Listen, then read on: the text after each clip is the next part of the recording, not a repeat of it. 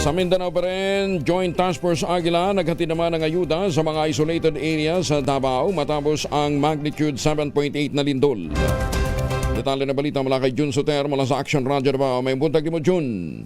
Mayong buntag usab, Kuyang Angel. Patuloy ang Joint Task Force Aguila, katuwang ang Philippine Air Force at iba pang ahensya ng pamahalaan sa paghatid ng tulong sa mga komunidad na na-isolate matapos ang magnitude 7.8 na lindol na tumama sa ilang bahagi ng Mindanao. Dahil sa mga pagguho ng lupa at pinsala sa mga pangunahing kalsada, naging mahirap parating ang mga ilang barangay sa Jose Abad Santos, Davao Occidental at Glan, Sarangani. Dahil dito, nagsagawa ng serye ng airlift operations ang mga Black Hawk helicopter ng Philippine Air Force mula Hunyo 11 hanggang 15 upang maihatid ang mga kinakailangang ayuda sa mga apektadong residente. Kabilang sa naipamahaging tulong ang mahigit 4,900 nga food packs, 800 na sako ng bigas, libo-libong buti ng inuming tubig at iba pang relief supplies na dinala sa mga komunidad na natiling limitado ang access dahil sa pinsalang dulot ng lindol.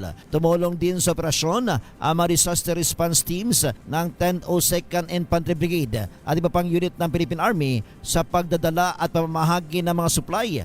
Ayon kay GTF Aguila Commander Major General Alvin Luzon, patuloy ang kailang paipag-ugnayan sa mga lokal na pamahalaan at partner agencies upang matiyak na makarating ang tulong sa bawat pamilyang naapektuhan.